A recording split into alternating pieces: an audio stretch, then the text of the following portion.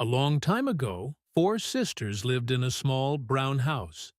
Their names were Meg, Jo, Beth, and Amy. They were very poor, but their home was full of light. Their father was away at a big war. Their mother, Marmee, worked hard every day. The sisters wanted to have a nice Christmas together. They had very little money to buy any fancy gifts. They decided to use their small coins to buy presents for Marmee. They bought her gloves and a red rose. They loved her very much. Meg was the oldest sister, and she was very pretty. Jo was tall and loved to write long stories. Beth was very quiet and loved to play the piano. Amy was the youngest, and she loved to draw. They were all very different. A rich boy named Laurie lived in the big house next door. He was very lonely and had no friends his own age. Jo met him in the cold snow, and they became best friends. Laurie started to spend time with the sisters. Laurie's grandfather was a very stern and quiet man. He saw how happy the sisters made the lonely boy. He gave Beth a beautiful piano to play. Beth was very shy, but she loved the music. The two houses became very close. The sisters faced many hard and cold times. Jo sold her long, beautiful hair to get money for Marmee. Marmee had to go away to help their sick father. The girls had to look after the house while she was gone. Beth became very sick with a high fever. She had helped a poor family in the village. Meg and Jo cared for her every day and night. They were very worried. Finally, Beth started to get better, and the family was happy. Father came home from the war at last. It was a very joyful day for the whole family. The house was full of laughter and song. The sisters were growing up into young women. They began to think about their own futures. Meg fell in love with a kind teacher named John. They got married in the garden under the green trees. It was a very simple and sweet wedding.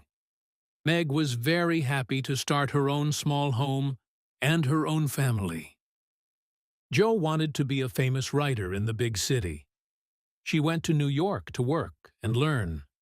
She met a kind man named Professor Bear. He helped her with her books. Jo missed her sisters and her small brown home. Amy went to the city of Paris to study her art. She wanted to paint beautiful pictures of the world. She met Laurie there, and they fell in love. Laurie had grown into a fine man. They got married in the bright sun. Beth remained very quiet and gentle at home.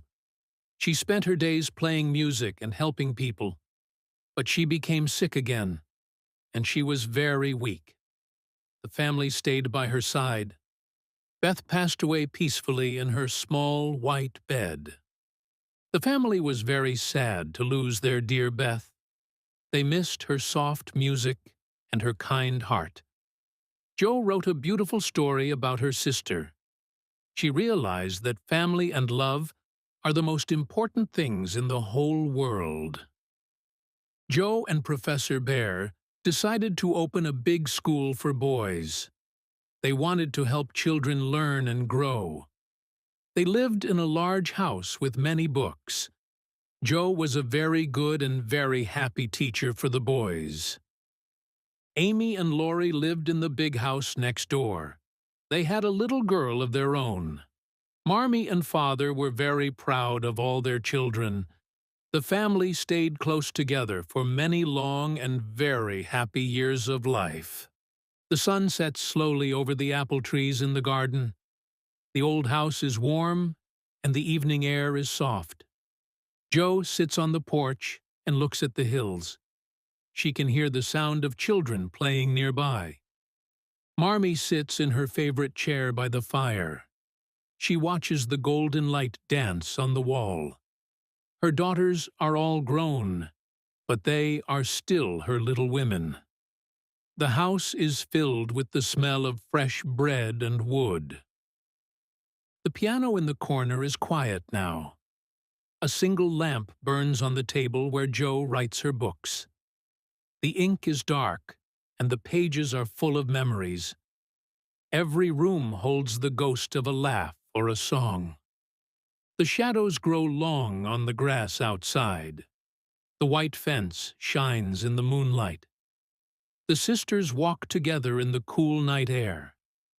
They talk about the old days and the new dreams they have found in the big world. The stars appear one by one above the roof. The wind whispers through the leaves of the tall trees. Inside, the family gathers to say good night.